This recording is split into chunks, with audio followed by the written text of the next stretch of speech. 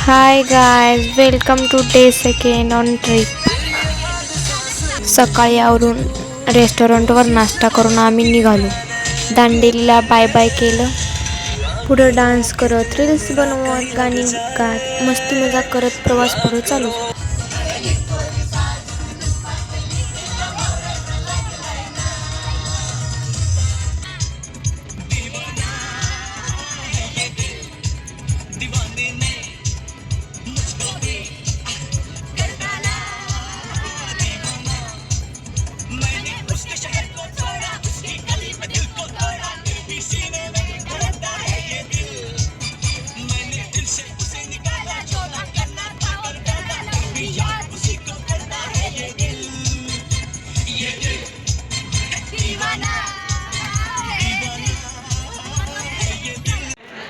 साडेतीन तासाच्या प्रवासानंतर आम्ही पोचलो बदामीला.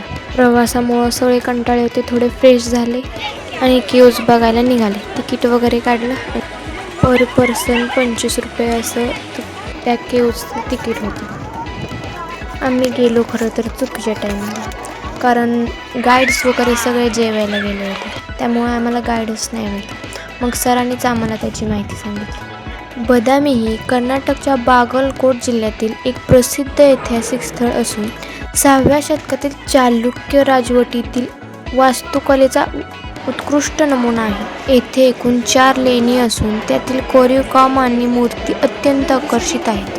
ही आहे ती पहिली लेणी, जी की भगवान शिवला समर्पित नटराज मूर्ती विशेष आहे. नंदी पाहिलात, मुख छाटलेला नंदी आहे इथे, त्यामुळे येथे शिवाची पूजा वगैरे होत नाही. आम्ही पहिले लेणी बघून पुढच्या लेणीकडे निघालो. उन्हामुळे चढायला जड जात होते, सगळे दमले होते खूप. वालुकाश्माच्या कड्यांमध्ये कोरलेली ही लेणी हिंदू, जैन आणि बौद्ध धर्माचे प्रतिनिधित्व करतात.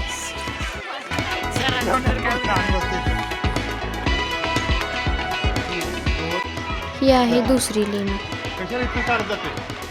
तर सांगत होते इथून पुढे आपल्याला त्या मंदिर आणि भूतनाथ मंदिर तिकडे जायचे, ते पण पायी पायी. ह्या 4ही लेण्या बदामी येथे एका निसर्गी निर्मित दरीत एका तलावाच्या काठी वसलेल्या आहेत. दुसरी व तिसरी लेणी ही भगवान विष्णूच्या विविध रूपांना समर्पित. ही लेणी सर्वात मोठी व कलात्मक आहे. मध्ये मस्ती मजाक करत, रील्स बनवत, फोटो काढत आम्ही पुढे निघालो.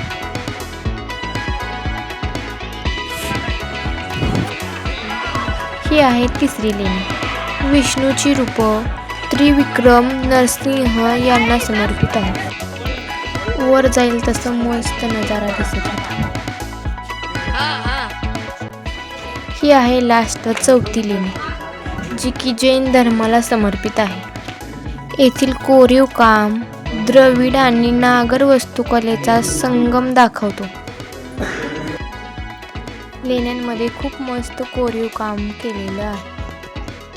आम्ही तिथं वातावरण एन्जॉय केलं, मस्त लेण्या पाहिल्या आणि पुढे निघालो. पुढे अशीच खूप लहान लहान मंदिरे होती. पुढे तसेच आम्ही चहा घेतला आणि चहावरून कुल्फीचा स्वाद घेत गल्ल्यांमधून पुढे गेलो. तिथं वाढणारी एवढी होती की आम्ही कुल्फ्या घेतलेल्या 2 कुल्फ्या वाढणारच घेऊन गेले. पुढे थोड्याच अंतरावर एक वस्तू संग्रहालय होते, ते पाहायला आम्ही आत निघालो. बदामी लेण्यांच्या अगदी जवळ आर्किओलॉजिकल म्युझियम हे प्रमुख संग्रहालय आहे. खरं तरी इथं फोटो काढायला मनाई होती, ते सांगायच्या आधीच मी फोटो काढले होते, ते तुमच्यासोबत शेअर करते. भारतीय पुरातत्व सर्वेक्षणद्वारे संचलित या संग्रहालयात बदामी, ऐहोळे आणि पट्टादकल येथील चालुक्य काळातील प्राचीन शिल्पे, शिलालेख आणि वास्तू ठेवण्यात आल्या आहेत. याचे प्रामुख्याने 6व्या ते 16व्या शतकातील पाषाण शिल्पे, नटराज, नंदी, कर्तिमुख, जैन शिल्पे आणि सुपिकतेची प्रतीक मानली जाणारी लज्जा गौरीची शिल्पे पाहायला मिळतील.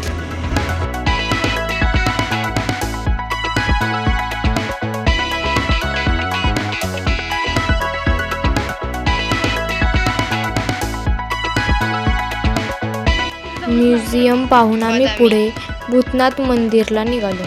सनसेटची वेळ झाली होती. खूप छान दिसत होतं भूतनाथ मंदिर. जाताना मध्ये लहान लहान मंदिरे होतीच. कर्नाटकमध्ये सगळे शिवभक्त आहेत. तिथे सर्व मंदिर शिवची होती. होताना हम्पी, होसपेट, जेवढी हेमाडपंथी मंदिर आहेत ऑल ओव्हर महाराष्ट्र इंडियामध्ये ते सगळं त्या काळात बांधले त्यानं. तशी गडगंजची प्रॉपर्टी आणि ते काय सगळे लोक त्याला मानतच होते सगळे ना.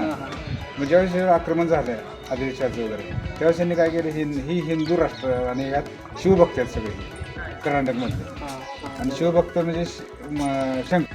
हे भूतनाथ मंदिर, अगस्त तलाव आणि ती सनशाईन वेगळाच नजारा होता.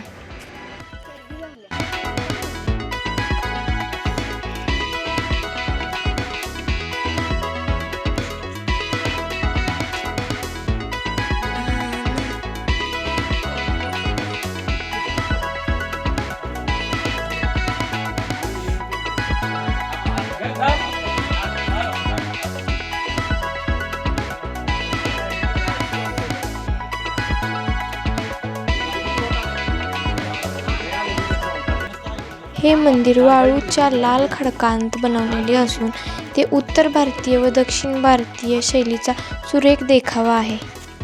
येथील मुख्य मंदिराचे शिखर हे नंतरच्या काळात बांधले गेले.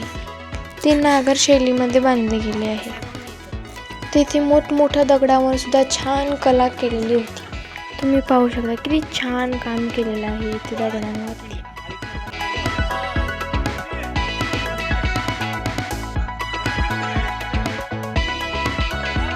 पुढे आम्ही सनसेटच्या टाईमला बरोबर पोचलो तिथे आणि मस्त सनसेटचा नंतर खूप छान वाटत होतं तिथे. मस्त फोटो काढले आणि आजच्या दिवसाचे मस्त फोटो बघा. बाय.